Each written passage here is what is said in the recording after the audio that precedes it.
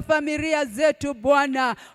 Tunanyenyekea kujua ya kwamba Bwana kusudi lako litatimia juu yetu asubuhi ya leo Bwana, na mapenzi yako Bwana, katika jina la Yesu tumeomba na kuamini.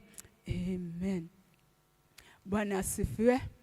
Asubuhi ya leo nimeokoka na Yesu ni mwema ndani yangu. Ninashukuru sababu ya hii neema ambayo nimepewa na Bwana. Naitwa Margaret Wamboi au Mama Jane na nimeokoka. Yesu ni Bwana, na karibisha tukaweze kushirikiana katika neno hili la Bwana, tukaweze kusikia vile Bwana ananena nasi asubuhi ya leo katika jina la Yesu. Hata wale ambao wanatutazama, karibuni sana katika jina la Yesu. Ningetaka asubuhi ya leo tukaweze kulitazama neno la Bwana ambalo liko katika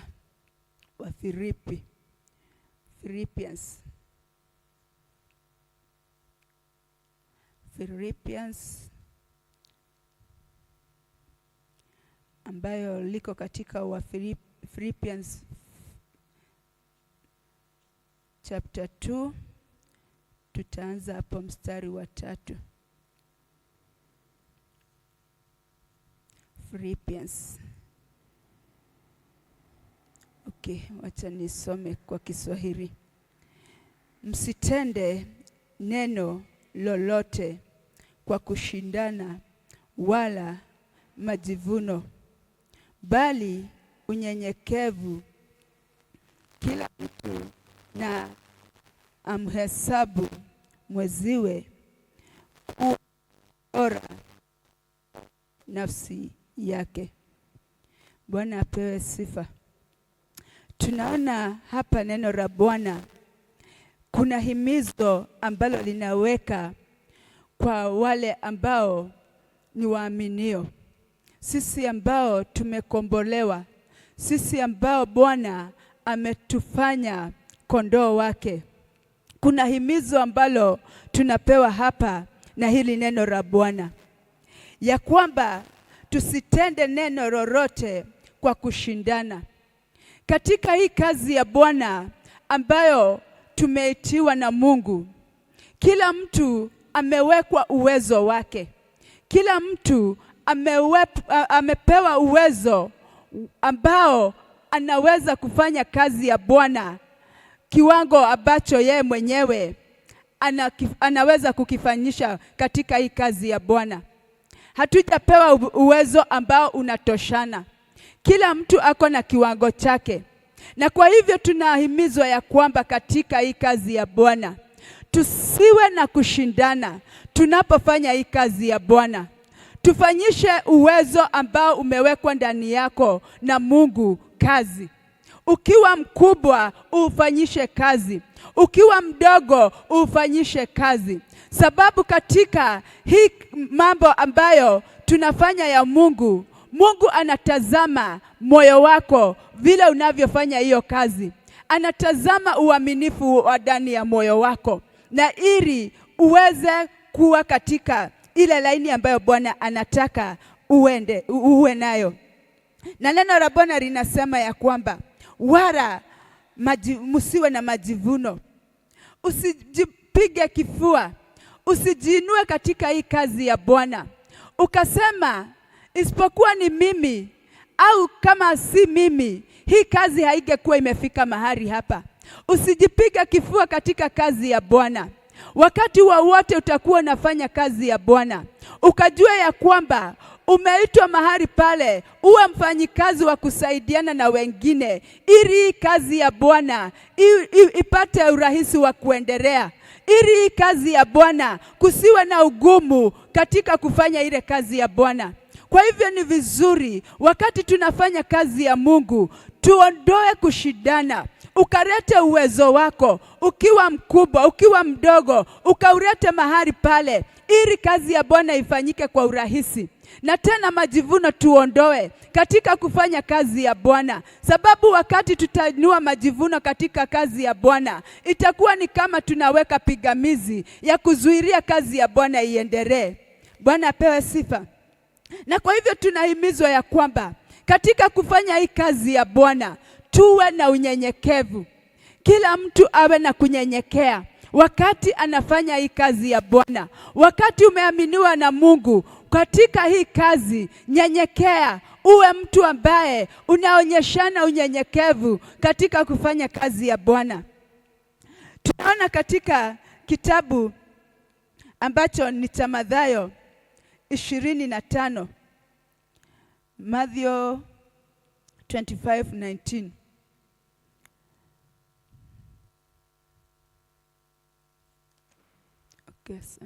After a long time, the lord of those servants came and settled account with them. Mstari wa mwingine. So he who had received 5 talents came and brought 5 other talents, saying, Lord, you delivered to me 5 talents. Look, I have gained 5 more talents beside them. Unaona kazi ya Bwana vile tunapewa mfano mwema mahali hapa. Huyu ni mtu ambaye aliacha kama amepea watu kazi mahali pale, akawapea talanta. Huyu alipewa talanta 5. Ukiteremka hapo chini utaona mwingine naye aliweza kupewa zake, na wabaka watatu aliweza kupewa yake. Yani walipewa kila mtu na uwezo wake. Wakapewa hizo talanta, wakaambiwa waende wazifanyishe kazi, ili kila mtu, huyu mtumishi wao akirudi, huyu bosi wao akirudi, apate kila mtu amezarisha. Tunaona ya kwamba huyu ambaye alipewa hizi 5 aliweza kurejesha zake zikuwa na faida ya zingine 5. Na kwa hivyo tunaona amesimamia uaminifu wake katika ile kazi ambayo aliaminiwa. Teremke hapo chini. Mstari huo mwingine. Na tunaona ya kwamba his Lord said to him, well done, good and faithful servant. You are faithful over a few things. I will make you ruler over many things. Enter into the joy of your Lord. Tunaona ya kwamba huyu bosi wao amerudi na ameweza kupokea zile talanta. Huyu amezarisha zake, zimekuja zikiwa mara 2, zimekuja zikiwa 10. Alikuwa amepewa 5, na bosi yake anashukuru, anamwambia wewe mwaminifu sana. Anamwambia wewe ni mwaminifu, asante kwa vile umefanya hii kazi, umeleta ikiwa na mazao. Hivyo ndivyo tunahitajika katika hii kazi ya Bwana. Kwa vile tumeaminiwa na Bwana, hiyo kitu ambayo umeaminiwa, hiyo talanta ambayo umewekwa ndani yako na Bwana, uifanyishe kazi, ilete mazao. Tuende hapo chini tukaone kuna mwingine alipewa zake. He also who had received 2 talents came and said, Lord, you delivered to me 2 talents. Look, I have gained 2 more talents beside them. Hata huyu ni mwingine, na yeye zake hakwenda kularia mahali pale, alienda pia kufanyisha kazi na akaweza kuleta zikiwa zingine zimezaana. Tunaona ya kwamba kazi ya Bwana ni uaminifu. Kile ambacho umewekwa ndani yako, uende ufanyishe kazi, kiende kikikua, kiende kikiongezeka. Twende hapo chini tuone mwingine wa 3. Tena anapewa shukrani na huyu mwajiri wake. Anaambiwa, good and faithful servant. Twende katika huyo mwingine wa mwisho, ako hapo chini. Then he who had received the 1 talent came and said, Lord, I knew you to be a hard man, reaping where you have not sown, and gathering where you have not scattered seed. Tunaona huyu wa 3 ni mtu ambaye hana kunyenyekea ndani yake. Tunaona ni mtu ambaye hana hata heshima. Alipewa akaaminiwa 1, lakini hiyo moja hakuenda kuifanyisha kazi, alienda akailalia. Kwa hivyo hakuna kitu ilileta, aliirejesha ikiwa moja vile. Lakini tunaona ya kwamba huyu mtumishi anatukana bosi yake, anamwambia, wewe najua ya kwamba ni mgumu sana, najua wewe unakuja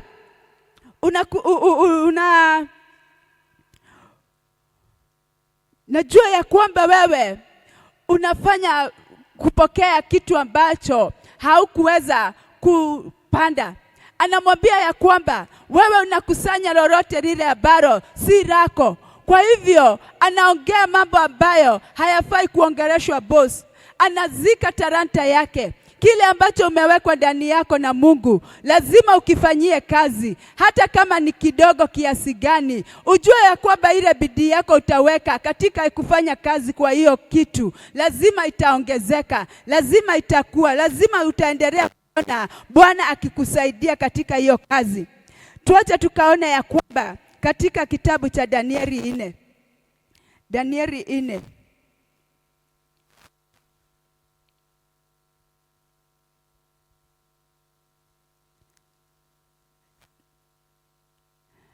Sasa huyu naye alikuwa ameaminiwa uwezo mkubwa sana na ni mfalme. Ameaminiwa uwezo, akawekwa uwezo mkubwa na Mungu. Na sasa tunaona neno la Bwana linatuambia ya kwamba tusifanye kazi na kushindana, lakini tunaona huyu ni mfalme na anashindana na Mungu mahali hapa. Na tunaona neno la Bwana linatuambia ya kwamba tusiwe na majivuno, lakini wakati utatazama huyu Nebukadneza, utaona ya kwamba hata yeye kuna ile majivuno ako nayo mbele za Bwana. Tena unaona ya kwamba huyu mfalme, neno la Bwana linasema ya kwamba Nebuchadnezzar the king, to all people, nations, and language that dwell in all the earth, peace and multiply to you. Twende hapo mstari wa 28. 28. Daniel 4:28. Okay. All this came upon King Nebuchadnezzar. Mstari wa pili. Mstari wa pili. I thought it good to decree the signs and wonders that the Most High God had worked for me. Mstari huyo mwingine. Mstari wa 28. 28. Daniel 4:28. Yes. All this came upon King Nebuchadnezzar. Mstari wa mwingine sasa. And the end of 12th month, he was walking about the royal palace of Babylon. Mstari wa mwingine. The king spoke, saying, is not this great Babylon that I have built from a royal dwelling by my mighty power and for the honor of my majesty? Bwana apewe sifa. Tunaona huyu sasa ni mfalme, na ni mfalme Nebukadnezaru. Amewekwa uwezo na Mungu, uwezo mkubwa wa kufanya mambo katika taifa, katika nchi yake, na katika kufanya hayo mambo yote tunaona sasa amefika mahali ya kwamba amejenga mji, umekuwa mji mkubwa, na sasa ameinuka kupanda juu ya gorofa. Ameanza kutazama huo mji wote, ameanza kuzungusha macho yake, anasema ya kwamba haya mambo yote si ni mimi nimefanya kwa uwezo wangu, si ni mimi nimefanya mambo haya yote. Anajigamba, anajisifu mahali pale, anashindana na Mungu. Hakuna mahali anaona uwezo wa Bwana. Twende mstari wa pili hapo chini. While the word was still in the king's mouth, a voice fell from heaven. King Nebuchadnezzar, to you it is spoken, the kingdom has departed from you. Sababu amekuwa mtu wa kushindana na Mungu, amepewa uwezo aufanyishe kazi, aletezea Mungu utukufu, lakini amebeba utukufu wote kupitia ule uwezo ambao amepewa na Mungu. Utukufu anafanya ni wake na anajisifu yeye mwenyewe, anajiinua yeye mwenyewe. Lakini tunaona Mungu anakasirika wakati huo maneno ya mfalme hata hayajatoka kinywani. Anamwambia kuanzia saa hii, wewe mfalme, wewe sasa hautakuwa mfalme tena, sababu ufalme wako tayari nimeuondoa. Sababu ya kushindana na Mungu. Wakati wowote tumeaminiwa hii kazi na Mungu, ni vizuri tusije tukashindana hapa, ili tuweze kumletezea Mungu utukufu. Tukamletea Mungu utukufu wote tunapofanya kazi ya Bwana pamoja. Wewe unapoleta kipawa chako, wewe unapoleta chako kikubwa, na mwingine analeta chake kidogo, tukiunganisha tunaletezea Mungu utukufu. Lakini tunaona huyu anachukua utukufu wa Bwana, naye anaondolewa yale mamlaka, anaondolewa ule ufalme, sababu ameshindana na Mungu, amekosa kunyenyekea mbele za Mungu, ameenda kinyume na Mungu. Kwa hivyo tunaona ya kwamba Mungu anamkataa, anamuondoa katika ufalme. Kwa hivyo mwependwa, ni vizuri tukajua ya kwamba kazi hii ya Mungu tunafaa kuifanya tukiwa na kushirikiana, ili tukaletezea Mungu wetu utukufu, ili Mungu akaonekane, ili Mungu wetu akapokea sifa zote. Na tunaona katika sasa hiyo Wafilipi 4 mstari wake huwa wa 3, neno la Bwana linaendelea kusema, hiyo Wafilipi 4 mstari huwa wa 3, msitende neno lolote kwa kushindana wala kwa majivuno, bali kwa unyenyekevu kila mtu na amhesabu mwenziwe kuwa bora kuliko nafsi yake. Tunaona tena tumeingizwa katika kiwango kingine ambacho tunaambiwa tuwe watu ambao wakuhesabu wenzetu wakiwa bora kuliko nafsi zetu. Hapa tunaingizwa kiwango kingine cha kupenda zaidi mtu ambaye ni jirani yako, umpende zaidi kuliko wewe vile unajipenda. Umpende, uonyeshane upendo, matendo ya upendo katika pale unapomtumikia Mungu. Na tunaona ya kwamba neno la Bwana linasema kila mtu na amhesabu mwenziwe kuwa bora kuliko nafsi yake. Huyo ambaye ni jirani yako ukamtirie maanani zaidi yako. Wakati utahisi ya kwamba ako na jambo, ingia mahali pale ukapeleke msaada. Wakati utahisi ya kwamba kuna mambo ambayo hayaendi vizuri, enda pale kwa jirani yako ukasuluhishe. Enda pale ukasimame na yeye, enda ukasimame na yeye mahali pale katika ile shida, na Mungu atakuwa anakusaidia, sababu tumeambiwa ya kwamba tuwe watu ambao ni wakutiliana maanani. Tunaona katika kitabu cha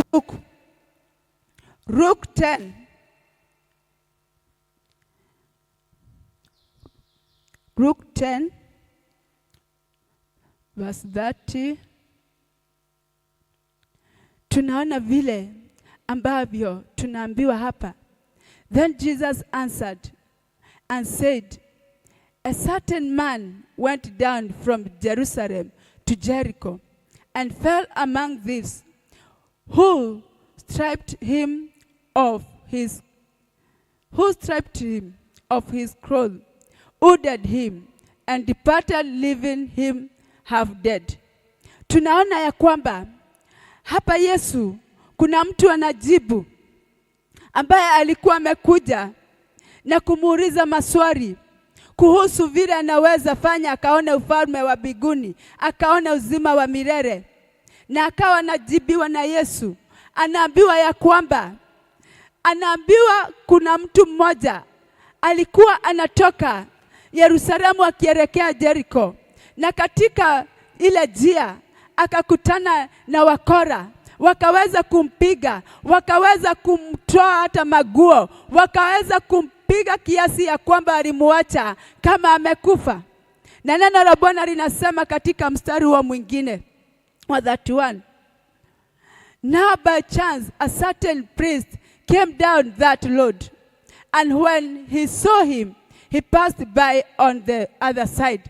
Kwa hivyo tunaonyeshwa ya kwamba ili kumtiria mtu mwingine maanani, tunaonyeshwa kuna kuhani mmoja aliyekuwa anatoka katika kanisa au akienda kanisa, akapita ile njia.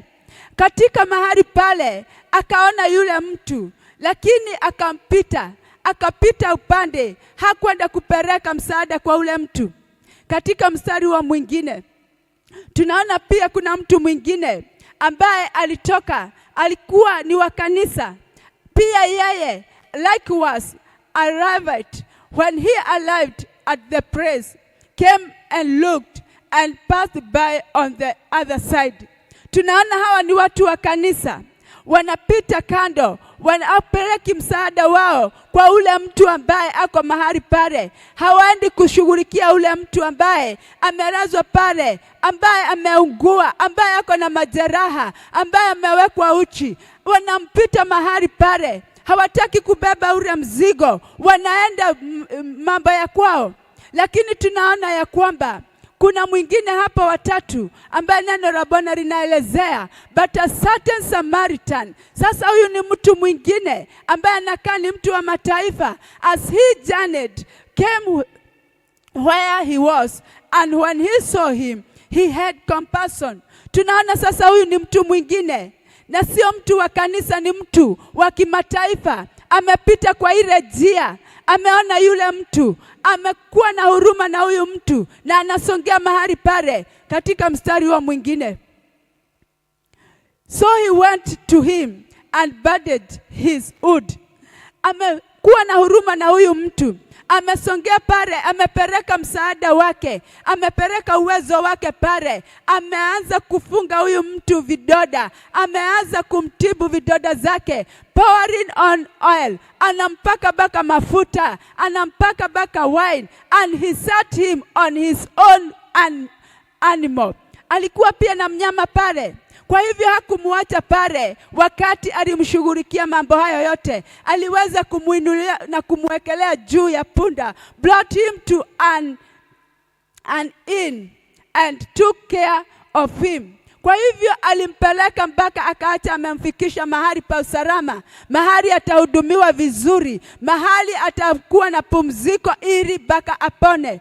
Tunaona huyu ni mtu wa mataifa, anafanya kazi ambayo watu ambao wameaminiwa na Mungu wanafaa kufanya.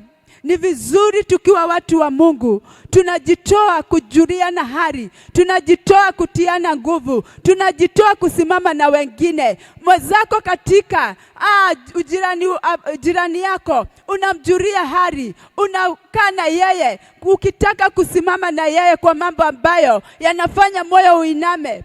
Tunaona huyu ni mtu ambaye hata ni kama ajui Mungu, lakini ako na huruma na mtu ambaye amepigwa mahali pale, anapeleka msaada wake mahali pale kumsaidia. Ni vizuri tukajua ya kwamba kila mtu amepewa hesabu, tumepewa uwezo wa kufanya kazi ya Bwana, pia na kufanya bora kuliko nafsi zetu.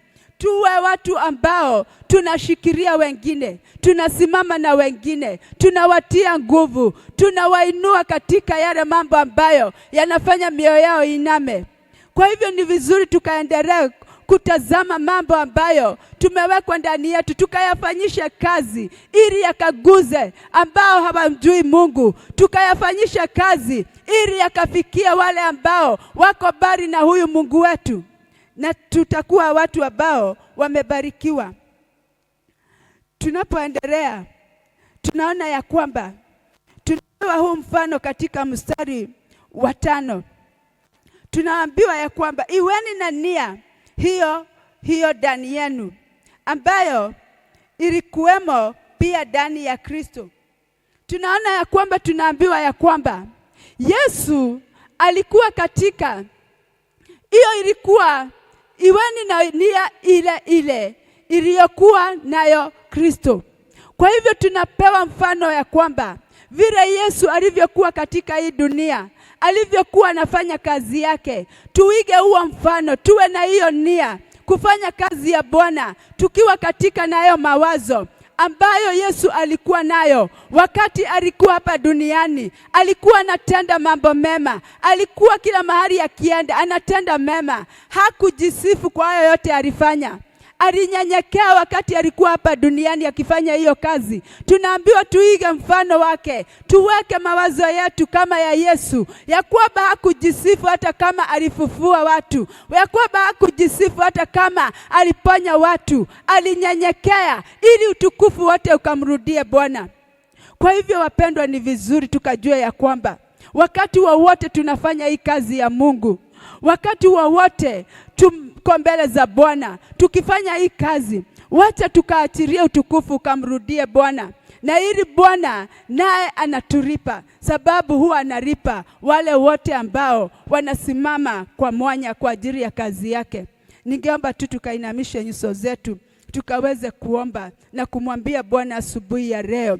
Bwana, tunaomba ya kwamba ukatuwezeshe kuwa na matendo ambayo yanakuhubiri. Kamwambie Bwana, moyo wangu natamani asubuhi ya leo Baba ukaniwezeshe ile ambayo umeweka ndani yangu Bwana, hata kama ni kidogo kiasi gani, uniwezeshe Baba yangu kukifanyisha kazi, sababu nimeona ambaye alipewa talanta 5 aliweza kurejesha ikiwa mara 2. Abia Bwana asubuhi ya leo, hautalalia talanta yako, hautazika talanta yako, utaifanyisha kazi. Na ili Bwana anaporudi ukairejesha ikiwa imezaana. Mwambie Bwana, hata kama talanta yangu ni kidogo kiasi gani, sitaizika, nitaileta Bwana ikiwa imezaana. Mwambie Bwana, hiyo kipawa ambayo umeweka ndani yangu Bwana, nitaendelea kufanyisha kazi, na ili Bwana ikaongezeke na ikakue Bwana, ikawe kubwa Bwana, kwa ajili ya utukufu wako. Mwambie Bwana akusaidie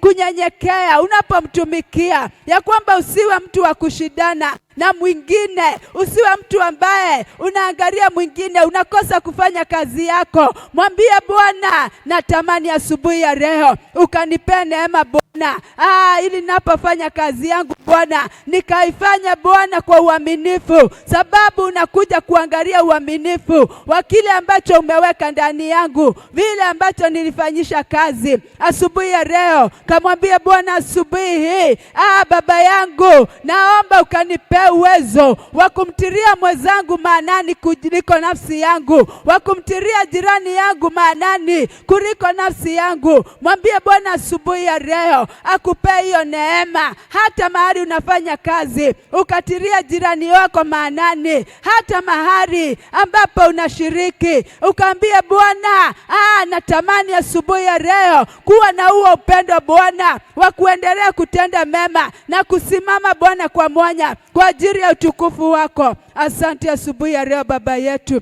tunakuinua na tunakuheshimu na tunasema hakuna aliye kama wewe Bwana. Asante sababu umetupea siku Bwana ambayo ni ya baraka Baba yetu. Hata tunapoondoka mahali hapa Bwana, tukielekea maeneo tunafanya kazi, tukielekea nyumbani zetu Bwana, tunatangaza ya kwamba sisi ni zaidi ya washindi, hatutapungukiwa, sababu Bwana wewe ni mchungaji wetu wa siku ya leo na milele Bwana. Tunatangaza siku ya leo tutanawiri, siku ya leo Bwana tunatangaza kufaulu kwa kila jambo tufanyalo Bwana, kwa utukufu wako Baba yetu. Asante ukibariki kazi za mikono yetu, asante ukibariki familia zetu, ukibariki hata huduma zetu Bwana, ukituinua kiwango ya kwamba Bwana tutaendelea Baba yetu kukuletezea utukufu wote Bwana, kwa kila jambo tunalolifanya Bwana, kwa utukufu wako tunasema ni asante. Pokea sifa na utukufu katika jina la Yesu Bwana. Tunaomba ukaturinde siku ya leo na Bwana ukatuwekee ukuta katika jina la Yesu tumeomba na kuamini. And may the grace of our Lord Jesus Christ and the love of God and the fellowship of the Holy Spirit be with us now and forevermore. Amen. Tunashukuru tunapowaaga watu wa online, tunasema Mungu awabariki katika jina la Yesu. Baraka, siku njema. Amen. Christian Foundation Fellowship, Murang'a Town. We are relocating and we are building. Help us build. Support us via M-Pesa, pay bill 222111, account 34776, or 0722 635 626, or 0707 522 633. God bless you.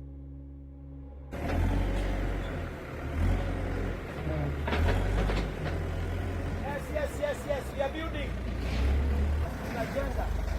Tunalocate. Kwa hivyo ukitaka kusaidia hii mradi, kusaidia katika jina la Yesu. From wherever you are. Unaweza kuona kazi iliyo hapa nyuma.